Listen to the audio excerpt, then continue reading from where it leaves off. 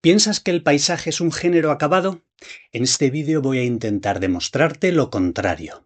Voy a hablar del paisaje en la pintura y también de la obra de David Hockney, un artista que de alguna manera recoge toda la tradición moderna de Monet, Cézanne, Van Gogh o Matisse, pero que no se queda ahí, sino que la transforma.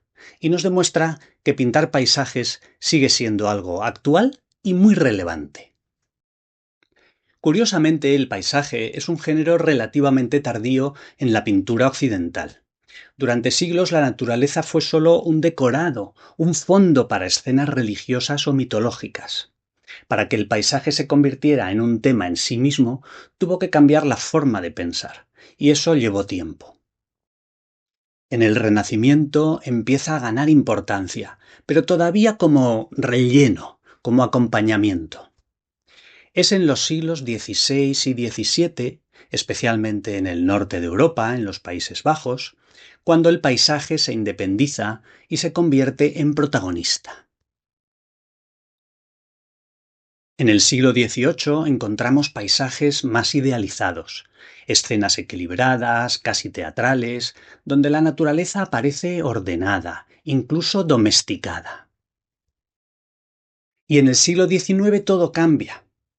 Por un lado está el paisaje romántico. Ahí vemos una naturaleza salvaje, tormentas, montañas imponentes. Y no se trata tanto de describir un lugar como de transmitir una emoción. Por otro lado, en la segunda mitad del siglo surge una mirada más directa. Los artistas empiezan a salir al aire libre para pintar. Quieren observar la luz y el color tal como son, en el lugar y en el momento. Y aquí hay un detalle curioso. Esto fue posible en parte gracias a la invención del tubo de pintura. Antes, transportar los colores era mucho más complicado. Los impresionistas, como Monet, apostaron por colores más luminosos y pinceladas sueltas, rápidas. Después Cézanne dio un paso más. Rompió los contornos de los objetos y empezó a fusionarlos para pintar paisajes de una forma más cercana a cómo percibimos, no como objetos separados, sino como un todo. A partir de ahí el paisaje evoluciona con las vanguardias, se vuelve más geométrico o más expresivo, más libre, hasta influir incluso en la abstracción. Y más recientemente también se ha convertido en un espacio de crítica sobre el territorio, la tecnología o el impacto humano en la naturaleza.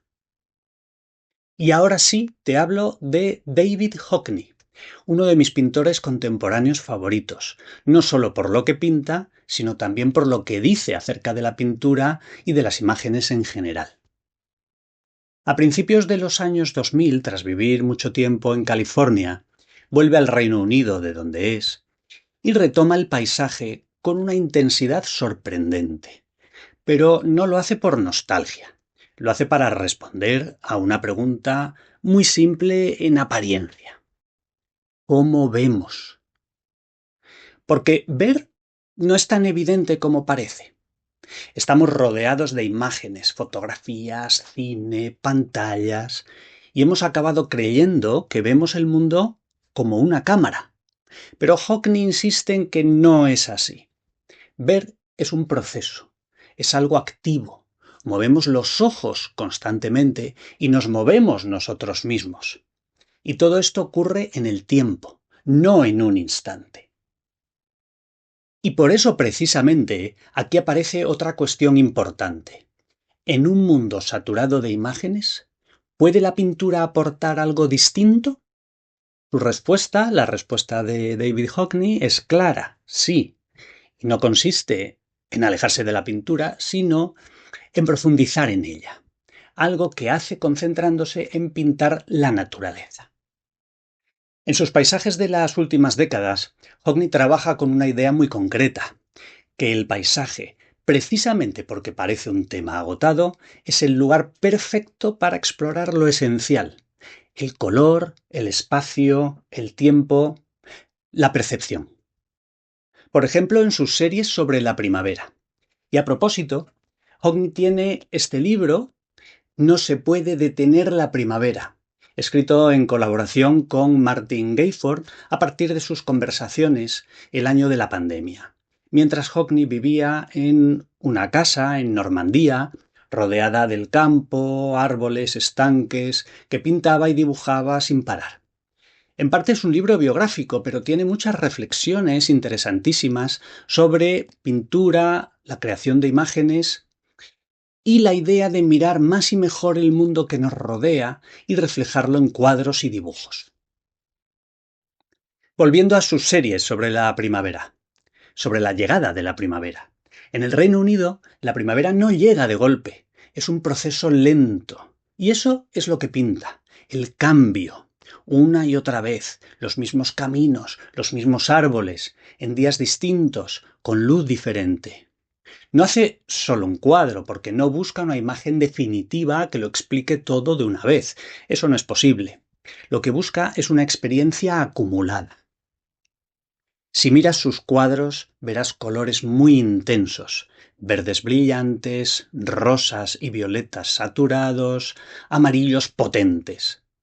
No pretende ser fiel a la realidad, pretende intensificarla. Sus formas se simplifican, los contornos son claros. Sus cuadros parecen a veces casi infantiles, pero no lo son.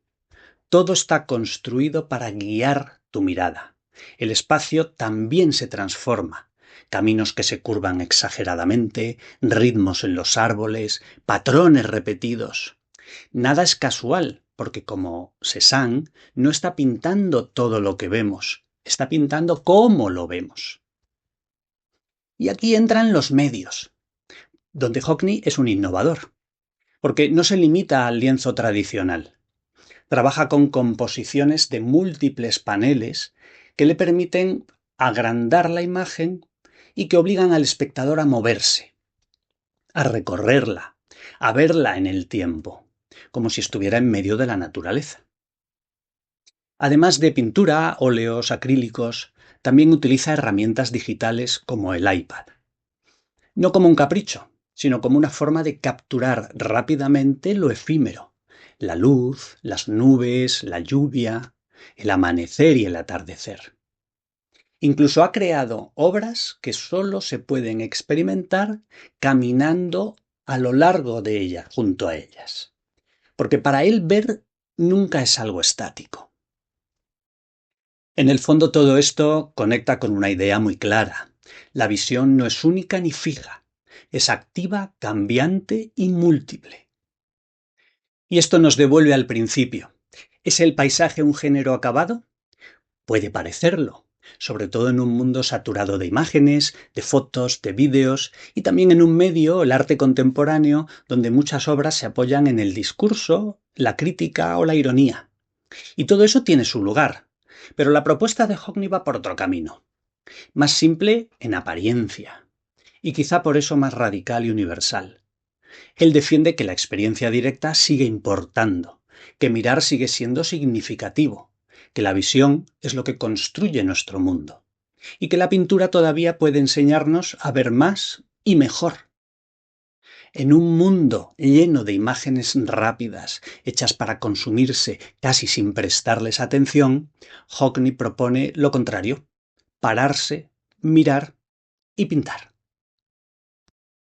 Al final no se trata solo de paisajes, se trata de cómo nos relacionamos con el mundo y de si todavía somos capaces de verlo.